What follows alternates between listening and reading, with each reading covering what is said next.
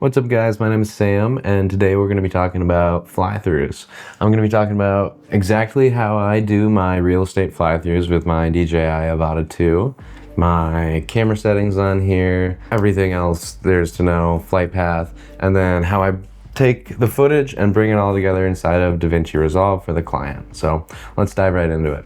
So let's first talk camera drone settings, okay?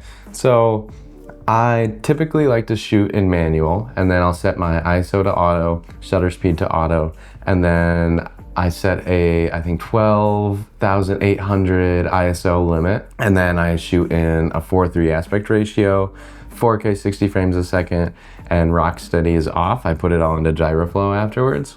For color profile, sometimes I'll shoot in normal. I typically shoot in D-Log M, but it's kind of hard to work with, and I find that the normal color is pretty good, and I have a good amount of flexibility working with it in post, so I kind of decide on the spot. But those are my camera settings. And then I know this is big controversy, but when I am doing a fly through, I like to fly slow and very controlled, so I fly in normal, and that just gives me a lot more control over the drone, and it's a lot less likely to flip over and crash into the chandelier and cause a bunch of damages or whatever.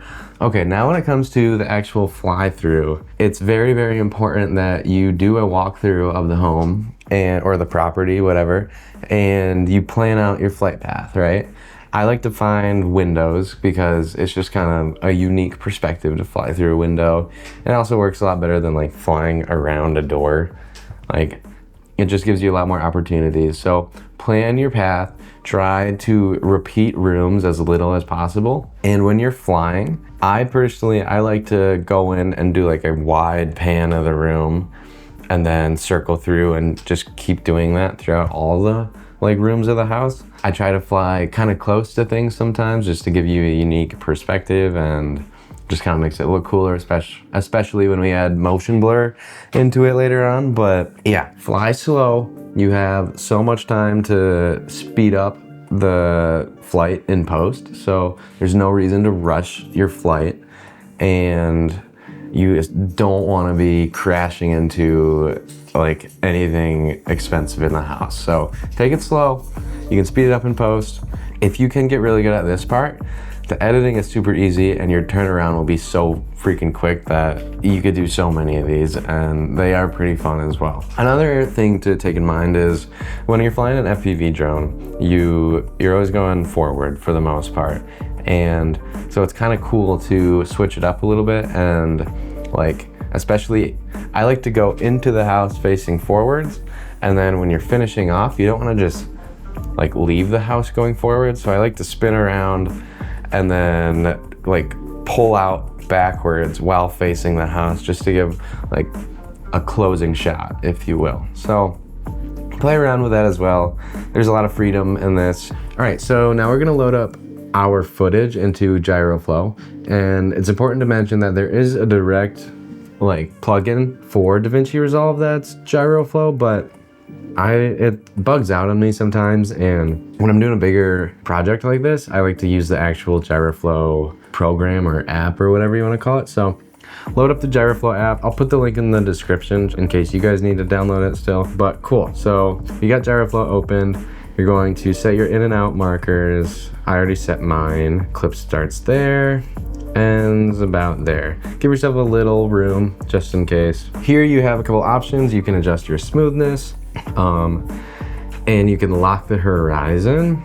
Locking the horizon, I'll show a quick example. It kind of does exactly what it sounds like it would do. So this is with the horizon locked. Now let's go without the horizon locked. So it just tilts a little bit more, but that's all. I kind of prefer the without the horizon lock, so I'm gonna go with that. But then you're just going to export it, and then we're gonna load it into Davinci Resolve now. All right, so now we have our clip inside of Davinci Resolve, and now it's time to keyframe our speed ramps. So clip starts here. I think I want the speed ramp to begin right there. There's a hair in my screen. So select your clip, Command R for retime controls, and then this little guy here is how you add speed points. So I want my speed change to start here, and then I want it to end about here probably. So we'll add another point. And then just go through your clip and select where you want the clip to speed up and then slow down, just for every little part. This might take a little while, but yeah.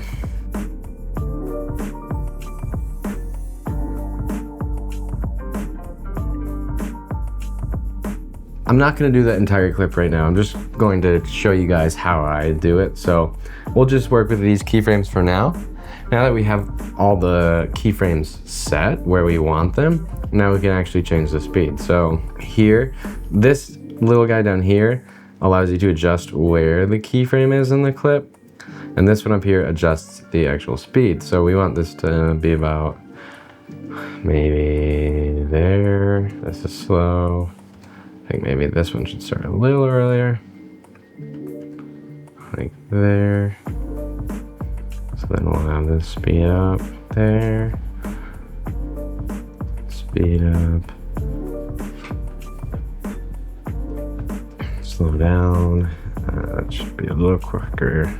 Maybe a little slower there. Great. So we have all of our speed changes set now. And it's just a little jumpy because we haven't eased any of the keyframes out yet. So now we're going to do that. If you're in Davinci Resolve 20, you just go up to this little left thing over here, the little keyframe thing on the left, and we're going to click expand, and now these are all of our keyframes. If you're not seeing this, you probably have transform control selected. These are these guys. Oops. These guys. So just deselect these. I guess you don't have to deselect them. Makes it a little easier. And then select retime speed to pop that up. All right, now we're going to ease them quick. So just select all of them. Go up here, we're gonna do ease in and out. Just like that, they're eased. And now I'm just gonna make them a little more gradual.